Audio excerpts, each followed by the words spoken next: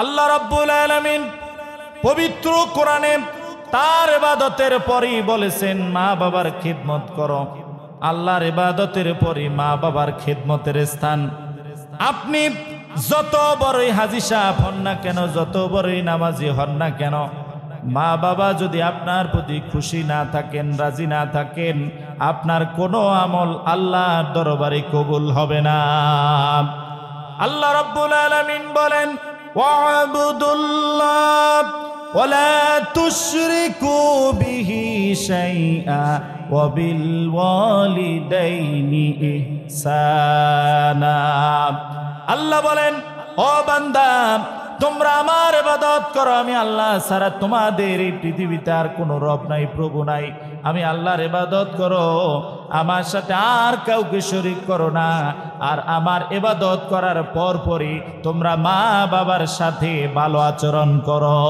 সুবহানাল্লাহ। নির্দেশকার নির্দেশকার আল্লাহ রাব্বুল আলামিন বলেন وَوَصَّيْنَا الْإِنسَانَ بِوَالِدَيْهِ إِحْسَانًا حَمَلَتْهُ أُمُّهُ كُرْهًا وَوَضَعَتْهُ كُرْهًا وَحَمْلُهُ وَفِصَالُهُ 30 شهرا। আল্লাহ রাব্বুল আলামিন মা বাবার ব্যাপারে পৃথিবীর সমস্ত মানুষদেরকে ওসিয়ত করেছেন, সমস্ত মানুষদেরকে নির্দেশ দিয়েছেন মা বাবার ব্যাপারে। ও দুনিয়ার মানুষেরা, হামালাতহু উম্মুহু কুরহান, ও দুনিয়ার সন্তানেরা, তোমার মা তোমাকে কষ্ট করে গর্ভে ধারণ করেছে এবং তোমার মা তোমাকে কষ্ট করে দুনিয়ার জমিনে এনেছে এবং দুধ ছাড়াতে তোমার মায়ের 3 মাস সময় লেগেছে। সুতরাং ও সন্তানেরা, তোমরা তোমাদের মা বাবাকে কষ্ট দিও না। আল্লাহু আকবার। দুধ ছাড়াতে 30 মাস সময় লেগেছে এবং তোমাদেরকে কষ্ট করে গর্ভ ধারণ করেছে, কষ্ট করে প্রসব করেছে, কষ্ট করে 30 মাস দুধ পান করিয়েছে। সন্তানেরা, এই মা বাবাকে তোমরা ভুলে যাও না। তোমাদের সুখের সময় এই মা বাবাকে তোমরা কষ্ট দিও না। আল্লাহু আকবার।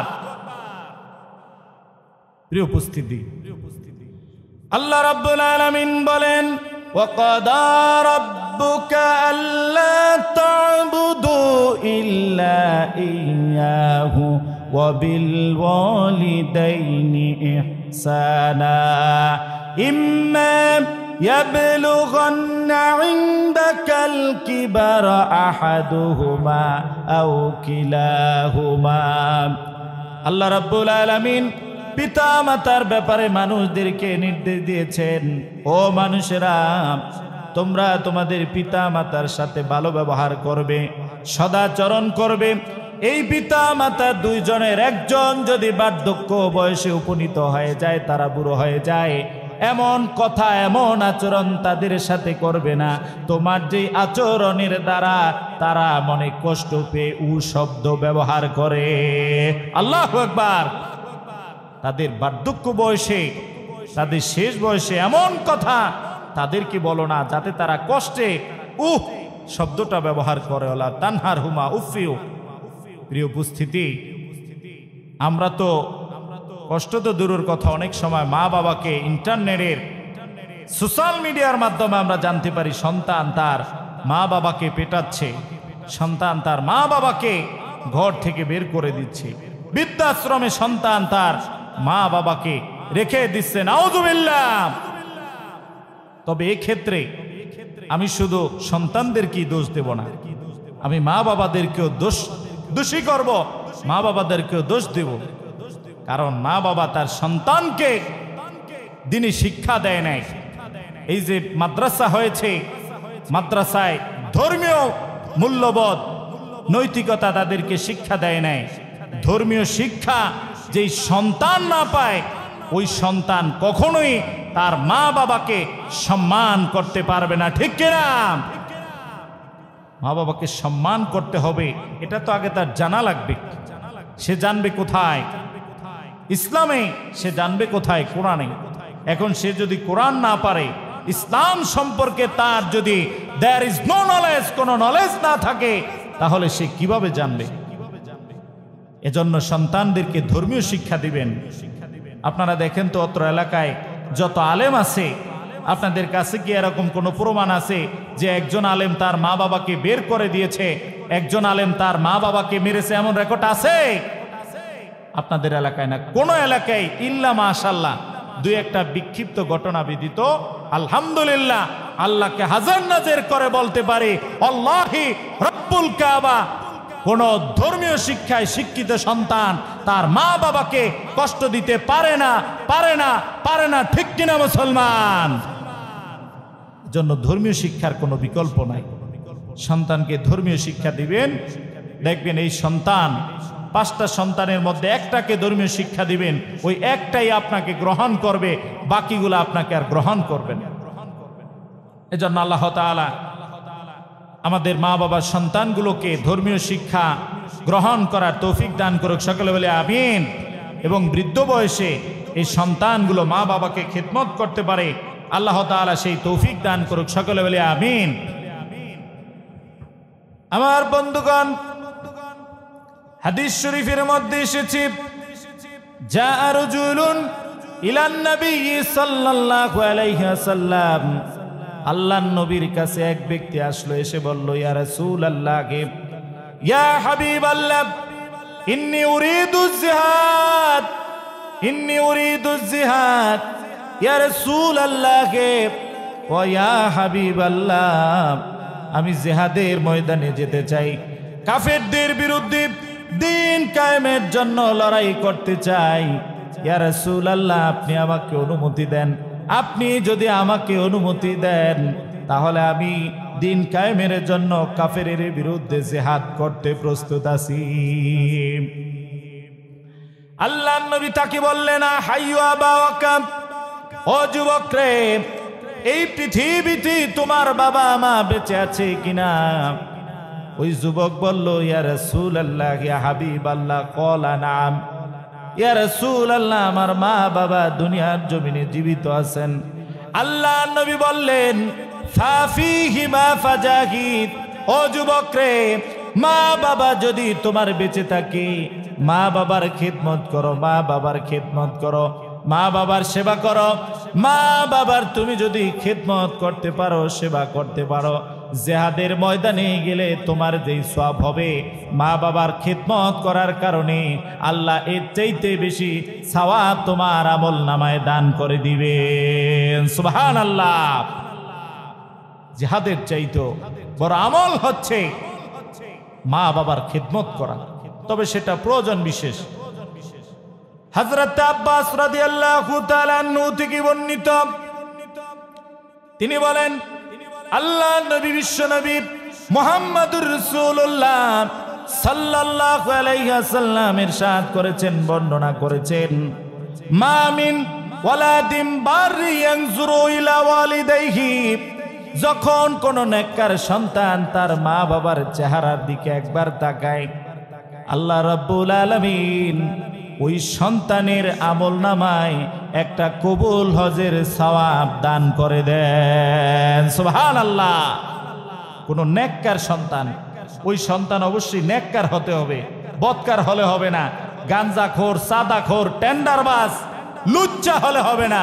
সন্তানকে হতে হবে নেককার, আল্লাহওয়ালা। এই আল্লাহওয়ালা সন্তান যদি তার মায়ের চেহারার দিকে, বাবার চেহারার দিকে একবার তাকায়, আল্লাহ তাআলা তার আমল নামে একটা কবুল হজের সওয়াব দান করে দেন। সুবহানাল্লাহ। বিশ্বনবীর একজন সাহাবী বলল, ইয়া রাসূলুল্লাহ ওয়া ইয়া হাবিবাল্লাহ, আমি যদি এভাবে আমার মা বাবার চেহারার দিকে একবার না দুইবার না, দৈনিক যদি আমি আমার মা বাবার চেহারার দিকে 100 বার তাকাই, তাহলে আল্লাহ কি আমাকে 100টা কবুল হজের সওয়াব দান করবেন। আল্লাহ নবী সাহাবীকে বললেন, ও সাহাবী রে, আল্লাহকে তুমি কি ফকির মনে করছো নাকি? আল্লাহ তোমাকে 100 না 200 না হাজার হাজার যদি হজের সওয়াব দান করে, আল্লাহর আমল নামা আল্লাহর বান্ড থেকে বিন্দু মাত্র কমবে না। সুবহানাল্লাহ। তুমি 100 বার চাইলে আল্লাহ তাআলা তোমাকে 100 বার কবুল হজের সাবধান করে দিবেন। সুবহানাল্লাহ। অনেক হাজিরা 5 লক্ষ 10 লক্ষ টাকা খরচ করে হজ করতে যায়, অথচ জীবনে মাকে 1 কেজি ফল কিনে দিতে পারে নাই, হজ করতে যায়। ও হাজি সাহেব, শুনে রাখেন, আপনি 5 লক্ষ 10 লক্ষ টাকা দিয়ে হজ করছেন, আল্লাহর কোরআন সামনে, আল্লাহর কোরআন যদি সত্য হয়, বিশ্বনবীর হাদিস যদি সত্য হয়, তাহলে আপনার হজ কবুল হবে না, আপনার হজ কবুল হবে না। মা বাবাকে কষ্ট দিয়া হজে যাইবা, ইবাদত করবা, এই ইবাদত আল্লাহ কবুল। অনেক কথা ছিল, মা বাবাকে কষ্ট দেয়া কেউ যদি হজ করে, মা বাবাকে কষ্ট দেয়া কেউ যদি তাহাজ্জুদ নামাজও পড়ে, তার হজ হবে না, তাহাজ্জুদ নামাজ হবে না, ইবাদত হবে না। অনেক মজার মজার কথা ছিল, আমার সময় শেষের দিকে আমি বলতে পারলাম না। আবার যদি আল্লাহ তাআলা সুযোগ করে দেয়, ইনশাআল্লাহ আপনাদের খিদমতে আমি বলবো। প্রিয় উপস্থিতি, হাদিস শরীফে এসেছে, রিদার রব্বি ফি রিদাল ওয়ালিদাইন ও সাখতুর রব্বি ফি সাখতিল ওয়ালিদাইন। ওই ব্যক্তির উপরে আল্লাহ সন্তুষ্ট যেই ব্যক্তির মা বাবা তার উপরে সন্তুষ্ট। আপনার মা বাবা যদি আপনার উপরে সন্তুষ্ট থাকে, আসমানের প্রতিপালক আল্লাহ আপনার উপর সন্তুষ্ট। সুবহানাল্লাহ। আর যদি আপনার উপরে আপনার মা বাবা অসন্তুষ্ট হয়, বিশ্বনবী বলেন, তাহলে আল্লাহ রব্বুল আলামিন তার উপরে অসন্তুষ্ট বলি নাউজুবিল্লাহ। আমার বন্ধুগণ, আপনারা জানেন, দীর্ঘ ঘটনা এখন বললে সময় চলে যাবে, সংক্ষিপ্ত একটা ঘটনা আপনারা সকলেই জানেন, আবারও বলছি। ছোট্ট ছেলে বায়েজিদ বুস্তামি, বয়স তার একেবারেই কম। গভীর রাতে মা তাকে বললেন, ও বায়েজিদ রে, আমার জন্য 1 গ্লাস পানি নিয়ে আসো। বায়েজিদ ঘরের মধ্যে গেলেন, দেখলেন ঘরে কোনো পানি নাই। গভীর রাত্রে ছোট্ট সন্তান নলকূপের কাছে চলে গেলেন, নলকূপ থেকে পানি আনলেন।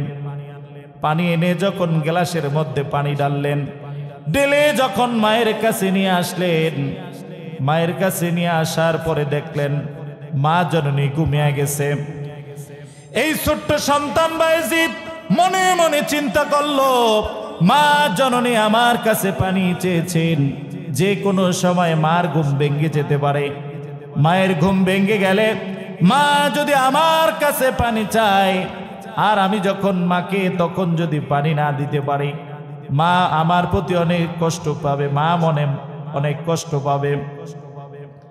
এই জন্য বায়েজিদ পানির পাত্রে পানি নিয়ে মায়ের মাথার কাছে, মায়ের কাছে সারা রাত্র জেগে থাকলেন। সকালবেলা মায়ের যখন ঘুম ভেঙে গেল, দেখলেন তার ছোট্ট সন্তান বায়েজিদ পানির গ্লাস নিয়ে দাঁড়িয়ে আছে। মা বললেন, ও বাবারে, পানি নিয়ে কেন দাঁড়িয়ে আছো? মা ঘুমের মধ্যে ভুলে গিয়েছেন।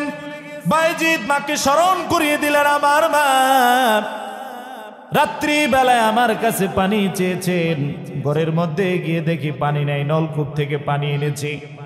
এমতা অবস্থায় শুয়ে গেছেন, এই জন্য পানির গ্লাস নিয়ে দাঁড়িয়ে আছি, আপনার ঘুম ভাঙলি যাতে আমি আপনাকে পানি দিতে পারি। আল্লাহু আকবার। মা জননী এই ছোট্ট সন্তান বায়েজিদের প্রতি খুশি হয়ে গেলেন। মা জননী দোয়া করলেন, আল্লাহ, আমার কলিজার টুকরা ছোট্ট সন্তান বায়েজিদ আজ আমার সাথে যে ব্যবহার করেছে, আমার মা, আমি তার গর্ভধারিণী মা, আমি তার প্রতি খুশি হয়ে গেলাম। আল্লাহ গো, আপনিও তার প্রতি খুশি হয়ে যান। আর আমি মা দোয়া করছি, আমার সন্তানকে আপনি জগৎ বিখ্যাত আল্লাহর ওলি বানিয়ে দেন। সুবহানাল্লাহ। পরবর্তীতে দেখা গেল মায়ের দোয়ার কারণে আল্লাহর ওলি, বড় পীর আল্লাহর ওলি বায়েজিদ বুস্তামি ওই যুগের সবচেয়ে বড় আল্লাহর ওলি হয়ে গেলেন। সুবহানাল্লাহ। একটা কাজের কারণে মা সন্তুষ্ট হয়েছেন, দোয়া করেছেন। মায়ের দোয়ার কারণে এই ছোট্ট সন্তান বায়েজিদ বুস্তামি এক সময় আল্লাহর ওলিতে পরিণত হয়ে গেলেন। সুবহানাল্লাহ।